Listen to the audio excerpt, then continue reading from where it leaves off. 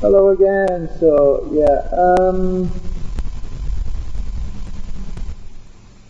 yeah, I've been figuring out stuff with the power supply.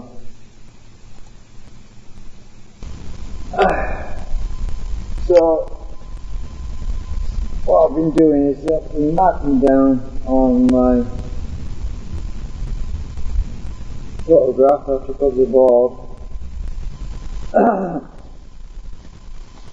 some of the components values, and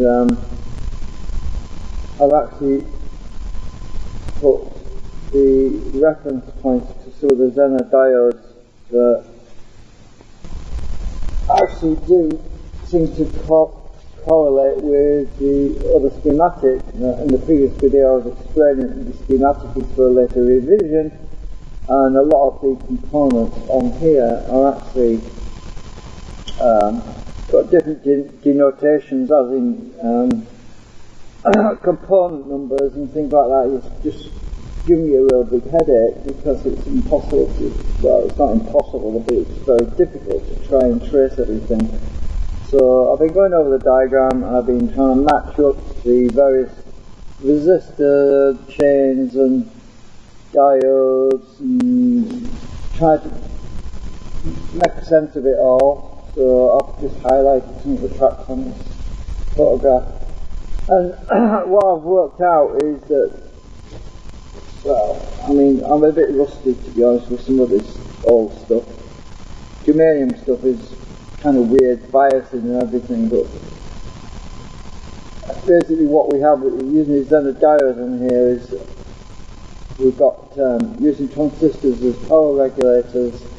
It's discrete regulation circuits, which is what I used to build actually years ago, but you kind of forget this stuff, don't you? You know, you move on a bit, and yeah. So anyway, I figured out, and I'm getting close to resolving it. And one thing I need to do now is swap that transistor back out, because I swapped that earlier, and I think that needs to be, well, I'm pretty sure it needs to be PNP, because I put an NPN in there by mistake. I don't know what I was doing, what I was thinking.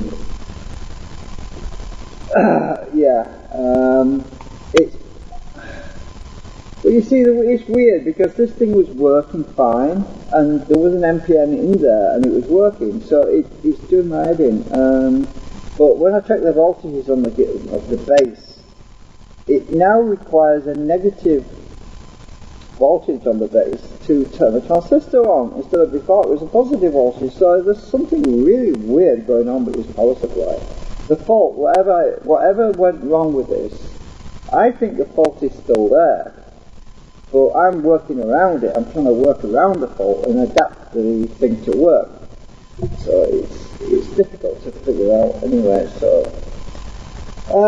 yeah, I'm just want to get the damn thing working. And if whatever caused the fault in the first place, if that should come back or go away, I should say, if the fault goes away, I don't see any reason why it won't stop working again.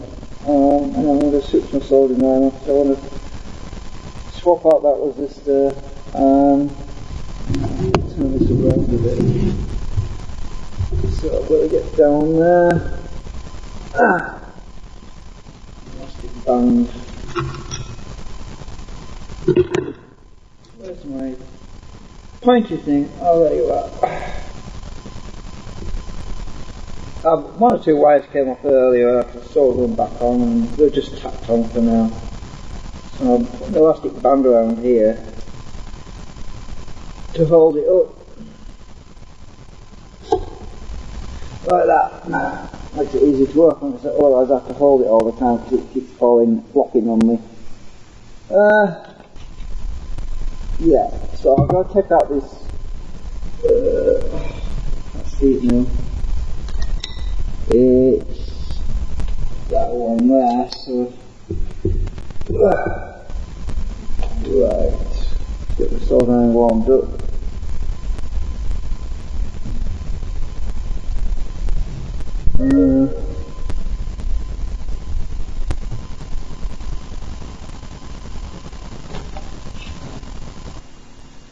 I'll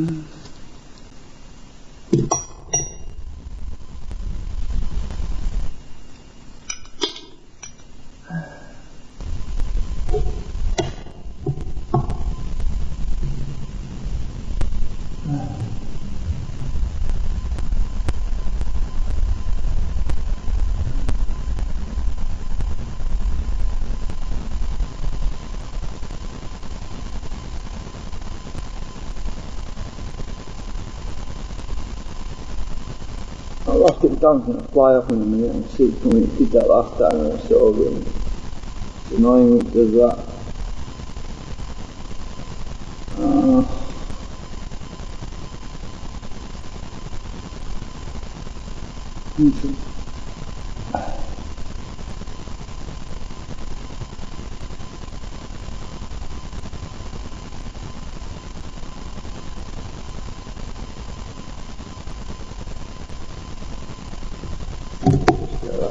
It's sucked off.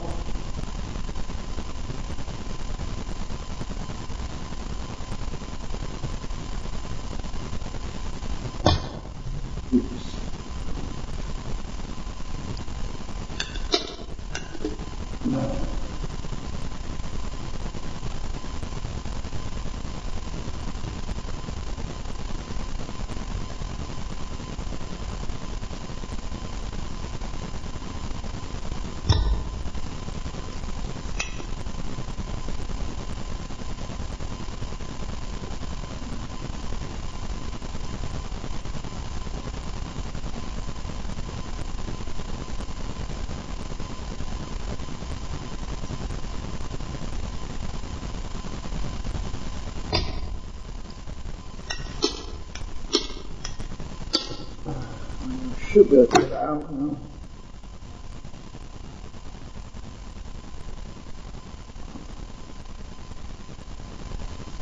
Some of the tracks are starting to peel off a bit, so I'm trying to be a bit careful.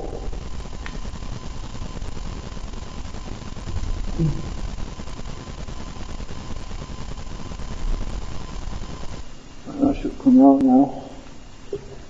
I've decided to go with these gold-legged audio transistors. I have no idea what value it is, but it's got a hell of a lot of gain on it. I've got a bunch of transistors way back in the late 70s from a Derwent radio shop. A lot of germanium transistors that I actually bought were all generic, they were unmarked. So we've no idea what voltage this is, but as this unit only works up to maximum 30 volts, I figure, I'm gambling a bit, but I've had this in there on a different location before and it's fine, so it should be okay. And we're not delivering a lot of current, so it's generic, but it's got a hell of a lot of gain. Why did you mark these? I have no idea. But there's absolutely no writing, and there never has been any writing on it. Ever.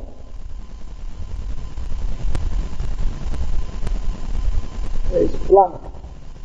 I've got a whole bunch of them. I've got a whole stack of them, and that's why they sold them cheap. But they might have come from a factory.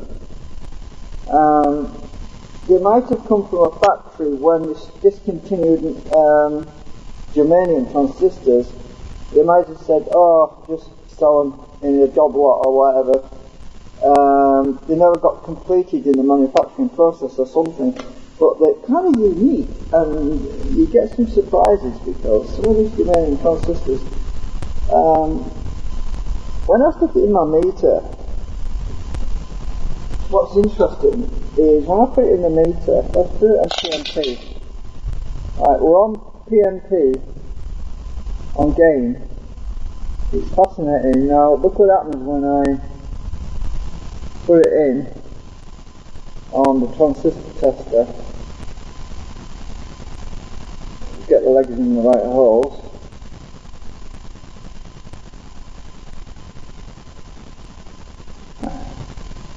Oh, 0.47 gain. Actually went over limit last time. Oh, maybe that was the other one.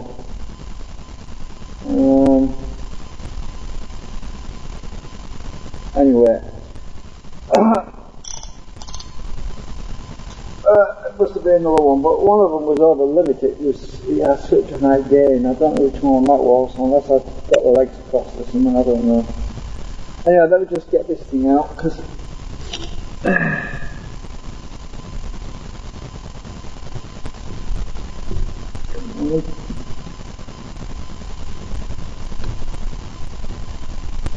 I've got it.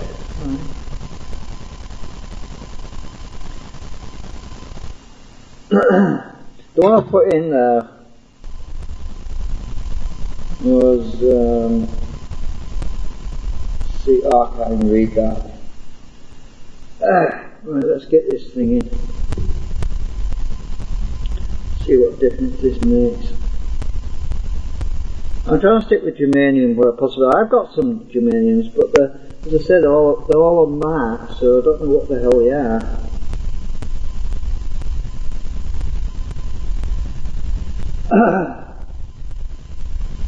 As long as it works, that's all I'm bothered about.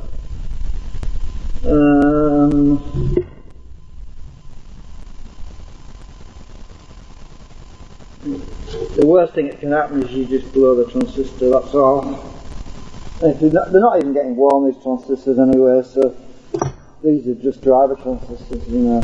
It's the ones on the chassis, the main power transistors. I know what they are. That's I'm actually using a tip 42A. Also BD132, I think it is, or BD13. It's a PNP anyway. As the driver.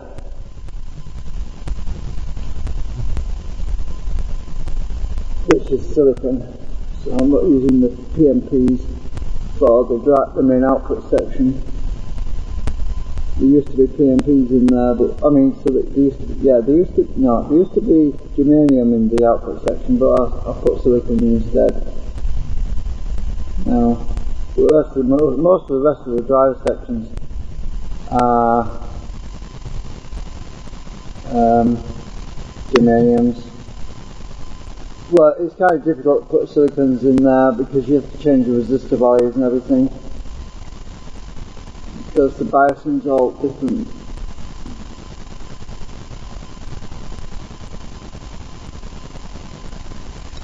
But the output sections, there's not really any biasing, it gets the biasing off the main output transistors.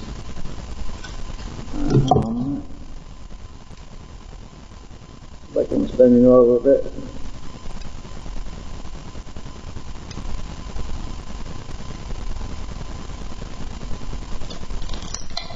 You can't see what I'm doing here.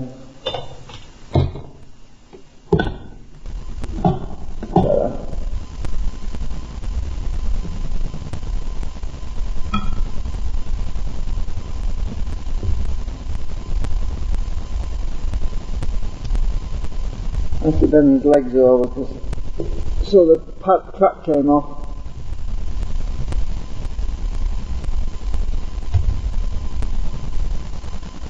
Anyway, I'm not going to try it anyway, so I'm not going to bend them right over, just enough to get it soldered on, and then as long as it's connected, because I'm still debugging things, trying to find the fault really.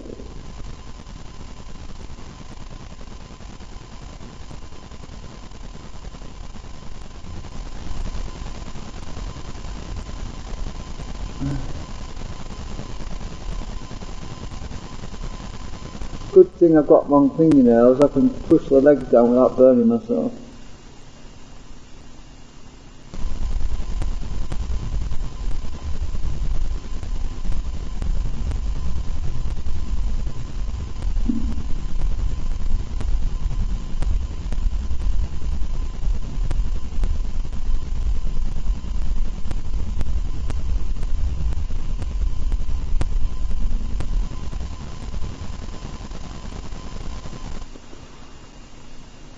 Right, that should be connected. I'm going to trim my legs off a bit.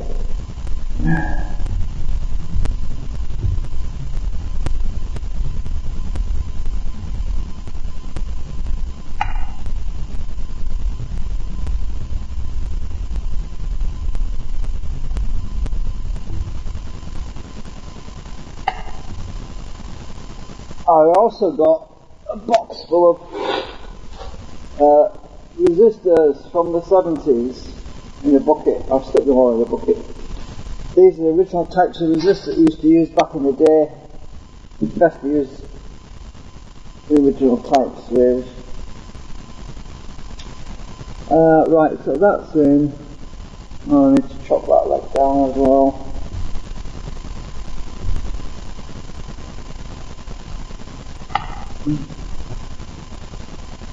I hate chopping transistor legs down in case you've got to take them out again, but the legs are long enough. I've left it proud anyway on the other side.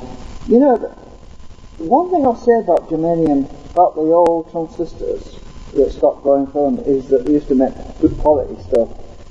Gold-plated transistor legs. You don't see that anymore. Gold's become what's the word? A privilege or something. Yeah, luxury, I think is the word. Gold-plated transistor legs have to become a bit of a luxury and not cheap anymore. Gold prices have gone through the roof, as we all know. Right, so I've got that in. Take this out now. Let's just clean up between the tracks, make sure I've got no short.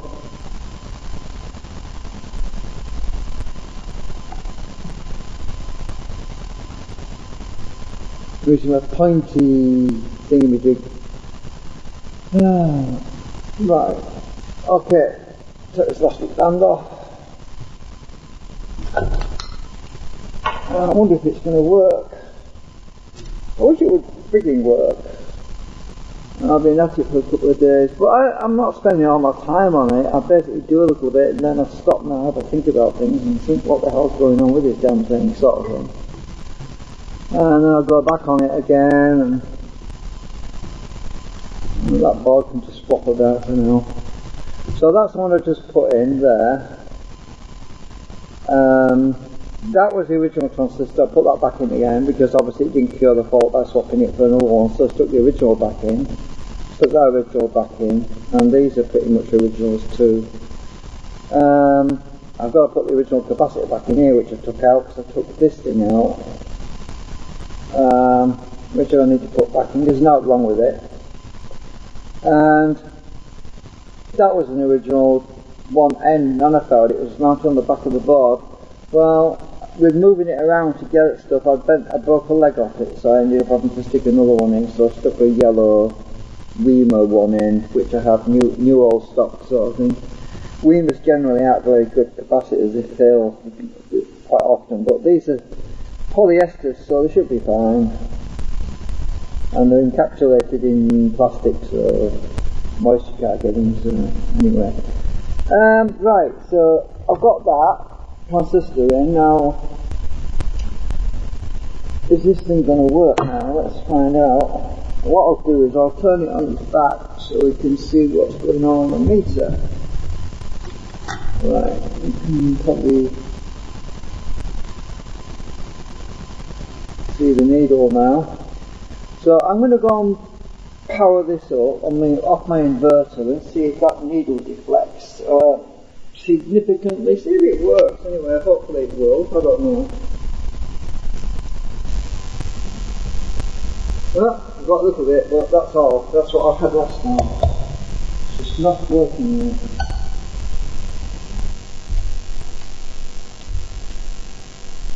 No, still not fixed.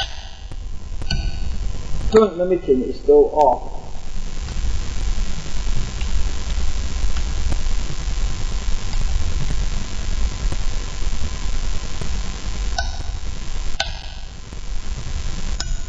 Current volts. I've got about 3 volts on there, but it's like I said, it's like the current limiting circuit is on all the time. So that's what I'm trying to sort out. Right,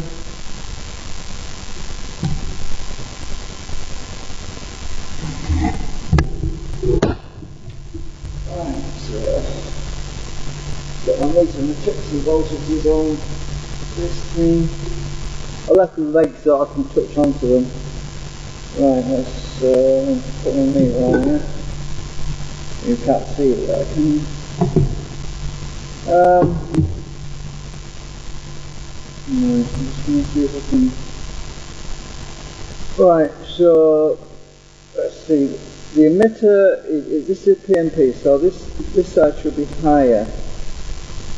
Actually, so this side should be higher than that side.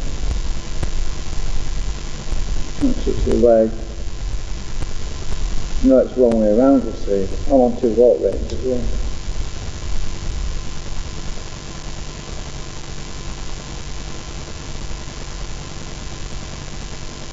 Yeah, it's minus 2.45. That's backwards. Yeah, so maybe it should be an MPN.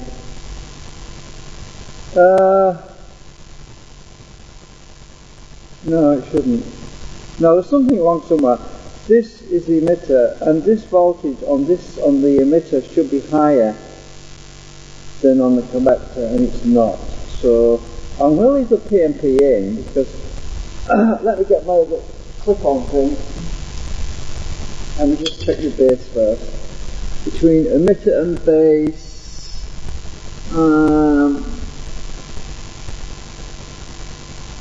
if I can get to the base. Luckily these cans are not connected to the collector.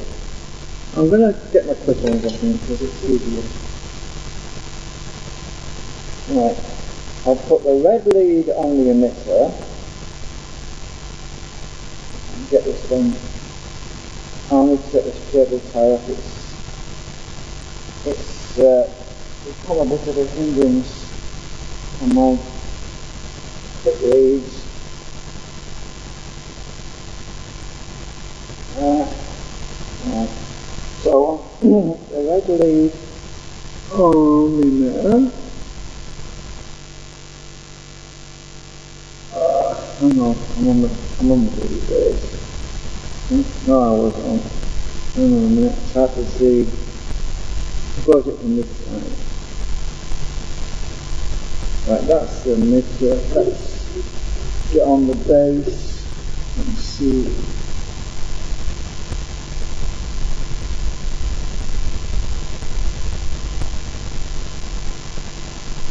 I can't see it down here.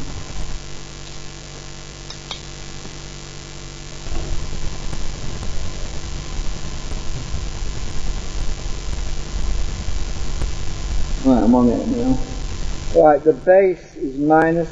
So yeah, that should be turned on because we have a minus 2.32 volts. So that transistor should be turning on, but it's too high. 2.32 volts on the base is way too high. So it's obviously not conducting any power, otherwise it wouldn't be that. Let's go on the collector.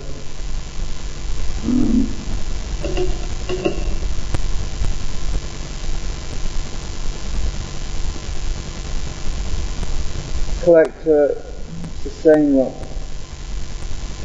So yeah, there's a voltage supply to the transistor itself that's not right. The bias, it's not the biasing, it's the fact that there's not enough voltage. So we've still got a problem with the balance of the circuit. It's off. This is what I'm having to deal with. So whatever the fault is, it's still present, and I'm trying to work around it now. I can trim some of my potentiometers and see if that helps. I don't seem to be doing much though, to be honest.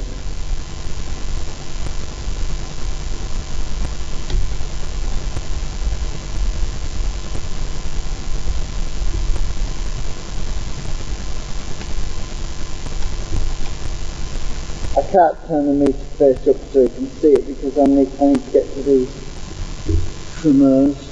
Nothing. I'm leaving them back where I'm just leaving them in the middle actually at the moment.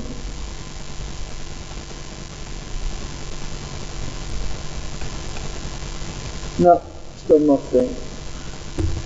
So current limiting I think is just that. I really want to put my probe back on there. No, I'll just leave it for a minute alone. It's set right, I know it is. in the right place.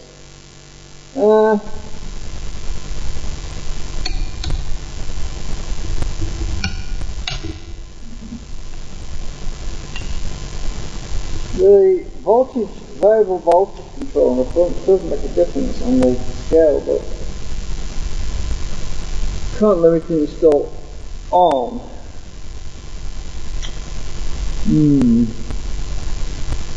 Luckily there's no high voltage in this section. The only place that there's a high voltage is on the main power switch down there, and luckily it's buried under all these wires, so I can't accidentally touch it, which is a good thing. They used to design these things pretty good in the old days, you know, quite well. A lot of stuff used to be well designed, not like today. Yeah, so we still haven't got anything. I changed this resistor earlier. There was a 680 ohm resistor in there, and it has actually dropped to like 580, and it was about 100 ohms too low, so instead I stuck an 820 ohm in, because that transistor here was getting warm and it shouldn't be getting hot at all. So I stuck a high value resistor so that won't be too heavily biased, because all the power has been dissipated in that transistor instead of going to the rest of the circuit. So anyway, I decided to leave that in because I've taken a photograph of it before I took the resistor out. So I'll know, because I've got no diagrams, original diagrams for this, I decided to take a good quality photograph so I could go and reference it at some point. If I start swapping out too many resistors, I'll know what resistors go where if I need to put them back again. So yeah. So I'm left scratching my head again. Oh, I changed that Zener as well. I took out the Zener diode that was in there was a bit baked, and it's down here somewhere. There's no writing on it, it's germanium, and I'm pretty sure it's not good. There's no writing on it at all. Couldn't make out what it was. It's got a yellow dot on it, but it was actually reading 22 volts. Now when I checked the voltage on the biasing resistor, which is this one here, which is 22k, the actual voltage on the other end of the 22k was 24 volts. Yet the Zener was 22 volts. This thing. I thought, well, that's not right. Normally you divide it by about half. Normally you have something like, you have a division of, it should have been half that voltage, not 2 volts below that voltage. So, because a 22k there, that allows you to have a pretty small Zener in. So I took it out and I stuck a 5.1 volt Zener in, because I figured that this might have gone high. Because yeah, Zeners, these are germanium Zeners that can be very unpredictable. You don't know what's going to happen with them. They start to lose their integrity. So anyway, I stuck a 5.1 in, because looking at the reference diagrams, all these later revisions, I noticed that most of these Zeners are 5.1 volts. There's only one that's like 24 volts, and that's this big one down here, this big chunky one here. It's about 5 watt. This one here, you can see that, gold coloured. So that 24 volt line, that correlates with this one here, which is 24 volt, this demo one. And the rest of these are that Zener, it says C10, so that should be 10 volt, but it's not in this one. I don't have that particular Zener that's in this diagram doesn't exist in this board, so I'm presuming that they're just 5.1 volts, 5.1 volt ones, because these are 5.1. That's 5.1 there as well. So because that one was high and it was an odd number, it didn't match up with the schematic at all. It was actually 15. It was actually reading high. I figured, well, that's not right, because all the voltage was on one side and I wasn't getting an equal balance in my central virtual 0 volts, which is supposed to be in between the two high rail and lower rail. I wasn't getting my mid-range 0 volts, so That's why I stuck with 5.1 in, which should balance the circuit out. And he's definitely made an improvement to the circuit. It's better than it was before, but yeah, we still haven't resolved whatever the problem is. And these diodes are basically just back to back, and they're in series with this Zener diode here. So the biasing is going through this Zener diode, through these two diodes to that transistor, the base of this transistor, and this Zener diode is just going to the base of that transistor. So yeah, this Zener diode has got an extra two diodes in series with it for this one. So it's a really weird, configuration. But I seem to have got these two, the circuit for these two seems to be right now. It seems they're not overheating, and we're starting to see some power on this end now where I didn't have any power before. So if I get the meter, I think in the previous video you might have recalled that I did some tests. I had a ridiculously low voltage across this 100 ohm resistor. Now let's see what we've got. We've got 1.21 volts across it now. I think we had less than that before. So we've got a more voltage across this 100 ohm resistor. Now if I turn the voltage on this thing to the top end, you should have an even bigger voltage across it now. Oh, actually it's gone down. That's strange. 1.08. The middle one. Go back in the middle one.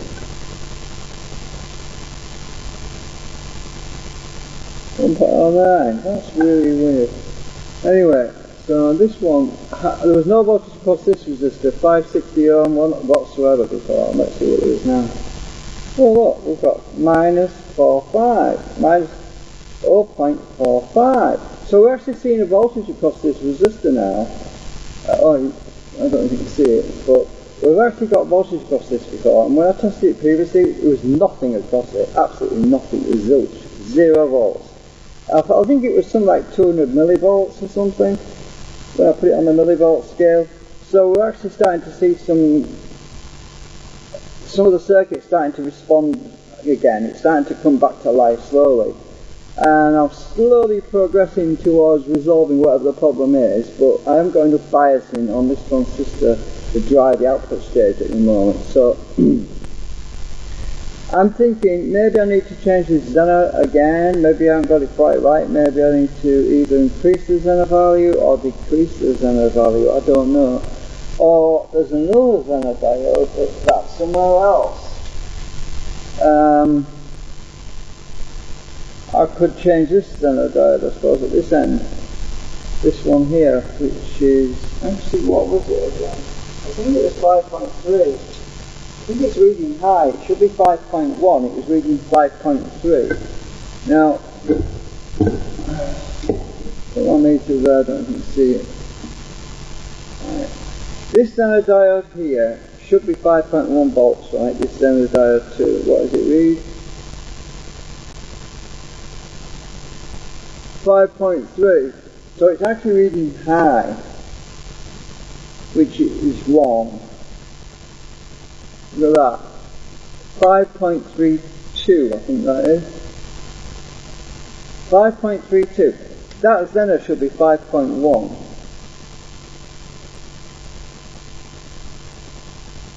So it's gone high. And that's why I suspected the other Zener, which is the one I changed there, I changed that one out. So I think I need to change this one out as well, because the slightest voltage deviation can affect the whole circuit, its ability to function properly. I've got packages, I've got loads of Zener, so I'm not sure I could use many different values if I want. So I'm gonna take that one out, but I don't think I'm gonna do it now while I'm live. I just thought I'd come live again, just do an update, because for some reason YouTube is spending hours and hours and hours processing my videos right now, and I don't know what's going on. I think there must be an influx of people uploading videos right now all over the world. I've noticed thousands of movies appearing all of a sudden on YouTube, which is a bit of a mystery. Because normally they blacklist them and ban them, and all of a sudden there's loads of movies appearing, mostly old movies, yeah, but maybe that's the reason why YouTube is prioritising certain things getting processed, and that's why my YouTube videos are taking forever to get processed, because Google is busy processing so many millions of videos right now. So I'm going to try and keep these videos short, and I'm also making fewer videos really, generally, because, yeah, if I upload a video, even though it's live stream, people don't get to see it for a day or two. It's usually the following day when it appears, which is really strange. So I just thought I'd give you an update on what's going on with this at the moment. These two diodes on here are just rectifier diodes for the power supply. These are rectifier diodes for the output stage side. Yeah.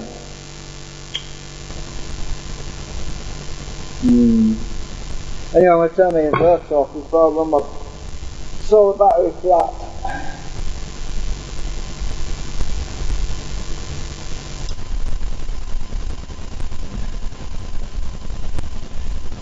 Well, I'm just plodding along bit by bit. Yeah, so I'm going to stick this thing back in as well. There's nothing wrong with it. Just the capacitor here. I'm trying to keep this as original as possible without changing too much. All I really want to do is fix the fault. I don't want to start messing with it too much and changing too much stuff, because what can happen is you can create another problem.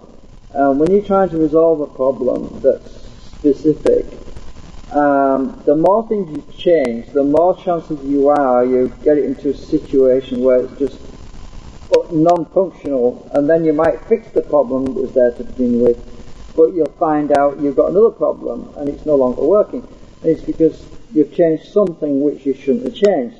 So generally, when recapping something is a good idea, but if you're in a non-working situation, it's best to stick with the original components until you've found the fault. And I said, well, you wouldn't know if you found the fault what the fault was if you changed too much anyway. So if you get what I mean. Yeah. I suppose I can, with that capacity, you see, there might be characteristics about these capacitors as well. So I'll just do this capacitor now, then when it pretty much disappear off the stream, I think. I'm feeling a bit tired. I'm just going to unsolder it and pull it out straight away, because it's easy to grab a hold of. I don't really need to desolder anything. I mean, I don't need to use a solder sucker really on it. I just need to see where the legs are.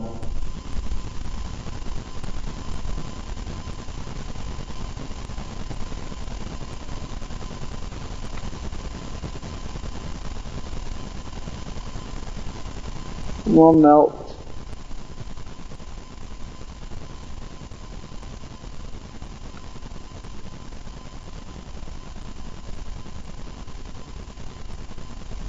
Come on, out you come.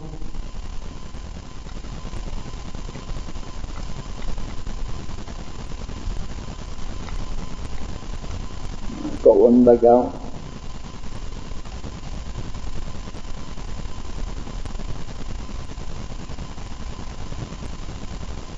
See daylight through it, well, not daylight, I can see light through it, so that's cleared the hole already.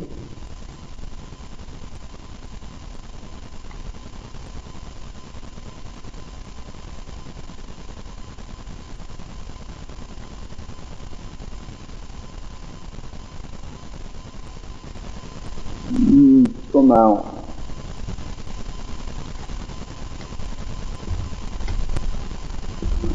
Got you.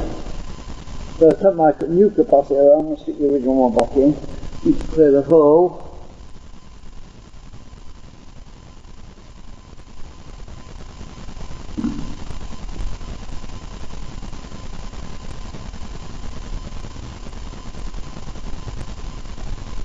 I need my solder sucker. I can't get the hole clear.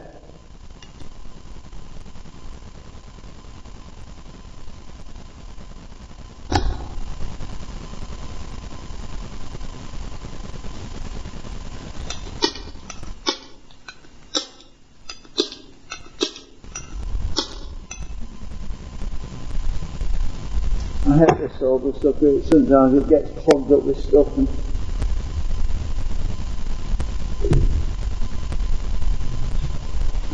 put this one back in.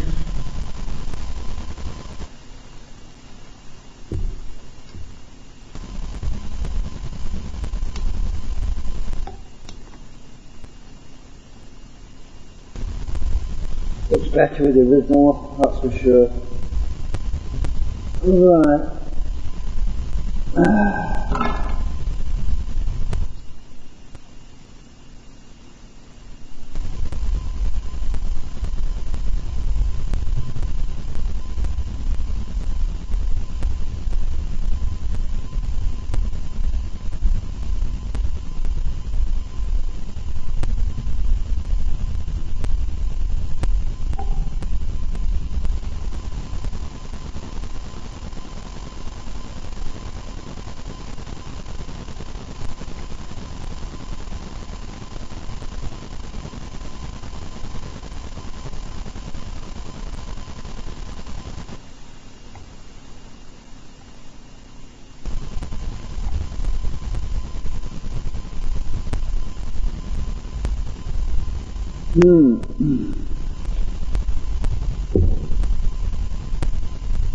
Right, that seems to be in.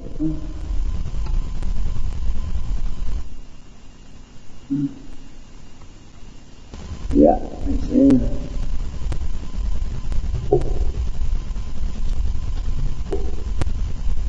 I'm going to put my solder on because I've just had enough for today. I've been fighting about with this on and off like for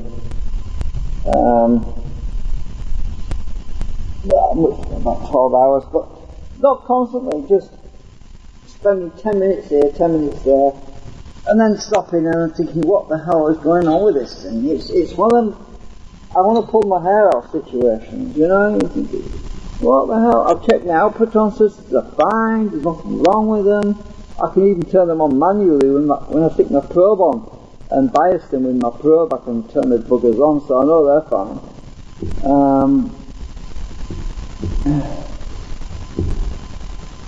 Right, so that's back in.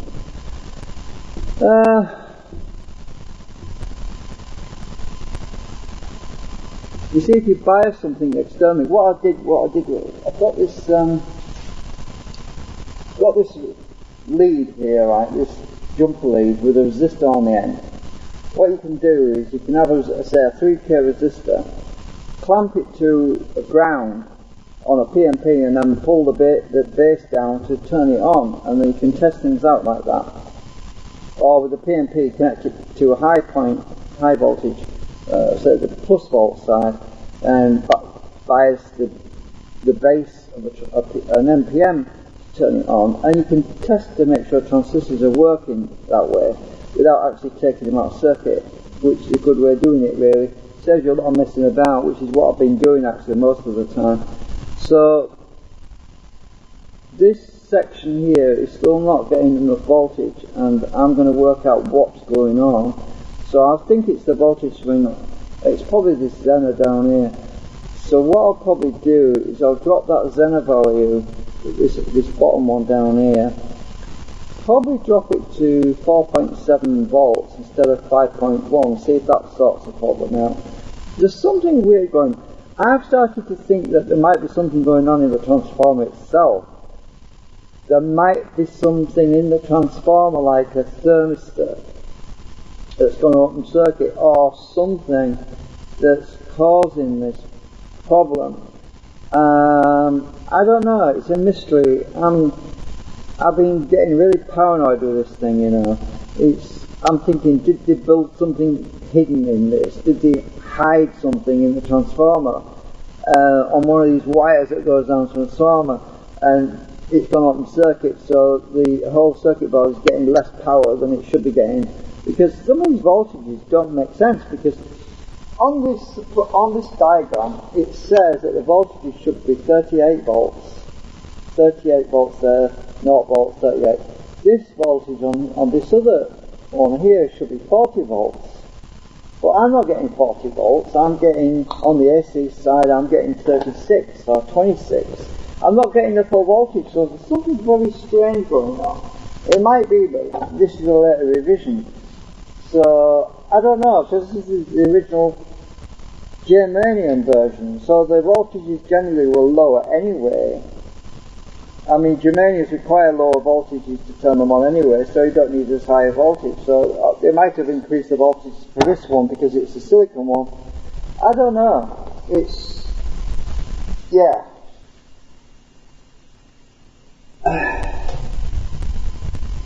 It's just one of those weird things, and without the proper diagram for this, without the proper schematics, and without knowing what the voltages are supposed to be, it's difficult to know where the problem is. So, as I said before in the previous video, this is the FARNELL stabilized voltage supply type L30, the original. There's no abbreviations after A, B, C or whatever, it's just the L30. So it must be the very first one that they built. I know that because looking at the design, they haven't even got a proper heatsink in here. It's a 500 milliamp unit, so half an amp unit, so the transistors are bolted directly on the chassis underneath. There's no heatsink. They're using the chassis as a heatsink on this. I didn't really show you close up with that, so I'm going to try and get that on. In the previous video I didn't really show you a good close up with that, so right, if I get the light on it, right, you can see the transistors are actually mounted right at the bottom there. The green one's the driver transistor.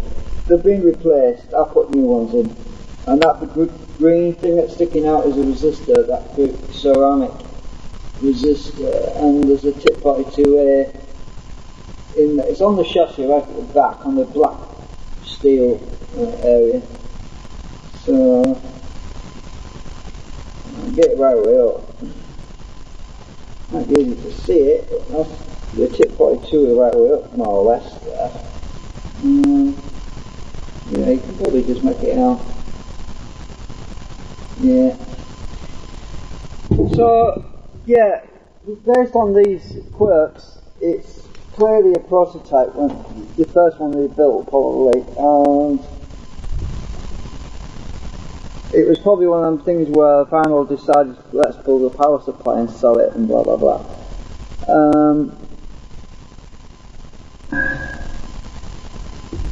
I made some changes. I 3D printed this little plastic, this pink thing here. It's just a thing to hold my trimmer pot, so I replaced the trimmer pot and I had no holder for it, so 3D printed this little plastic thing to hold the trimmer pot on the back, because the original one used to be a bit glitchy, it used to twitch a lot on me, so yeah, I actually put a multi-turn in there.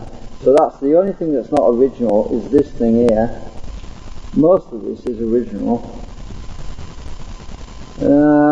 Except for the transistor down there. I think I've changed one of these transistors, but yeah, most of them are all original. And the two that Zenodiode, I've replaced that now. This one down here, which I showed you earlier.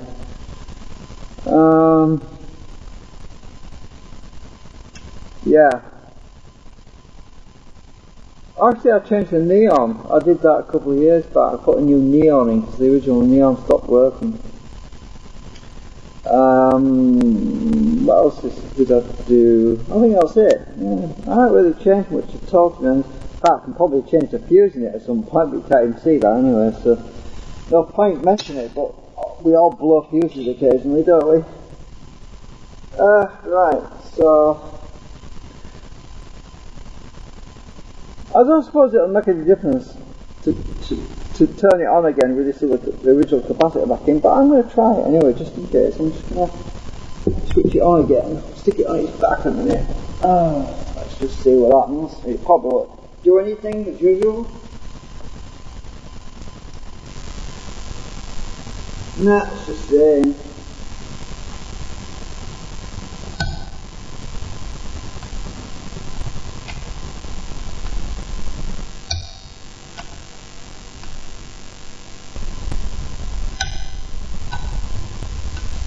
Yeah, the voltage change on the 0 to 10 volt range.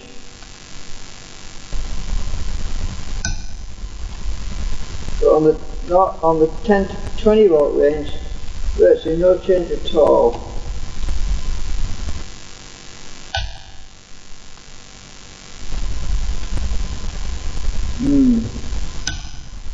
Very, very mysterious. This is really driving me nuts. That neon's ready for replacing again, actually.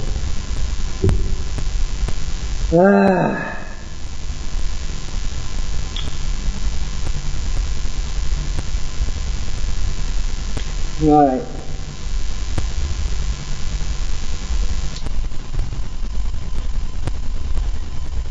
Okay, I'm going. I'm probably going to go back to bed actually, I'm tired. YouTube has got a lot of old movies, but they've been putting a lot of this modern stuff, right, which apparently was made recently, and like, I saw this movie, it says Airline Crash. I thought, what a crap name. Oh, no, Airline Disaster it's called. I started watching it and thought, what a pile of garbage. I have never seen such a pile of garbage in all my life. It's just totally ridiculous. I only watched 20 minutes I think. That was it, I had enough of it. I couldn't stand watching it. It was just too corny and ridiculous and cheap and nasty, and the acting was poor, and it was just unbelievable. I mean, you couldn't believe that you're watching anything that was reminiscent or supposed to be real. I mean, when you make a movie, it's supposed to be believable. You're supposed to believe what you're watching, but it was so farcical, and the corny lines and everything in it, and I thought, I think I'd rather vomit than watch this movie. So anyway, I'll turn it off. Yeah. It's a lot of garbage. I can't believe the stuff that they're making these days. I really can't. I'm glad I live in the past. So I'm checking this fault line out right now. 2004, it's not a bad year, it should be fairly decent. There's only recent movies that have just completely gone down the toilet, you know. It's some of this modern stuff. I think what it is CGI, and everybody's got access to a computer that can create virtual reality and all this, so just about any Tom, Dick or Harry can make a movie now. And unfortunately, you need brains to make a decent movie, and yeah, I'm not trying to insult anyone, but a lot of this stuff is just garbage. It's just not believable. Yeah. Anyway, I'm waffling. I am going to disappear. Thanks for watching.